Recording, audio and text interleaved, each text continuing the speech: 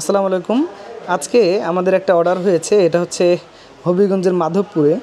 আমাদের ঢাকা শপ থেকে এটা আমরা ডেলিভারি দিচ্ছি।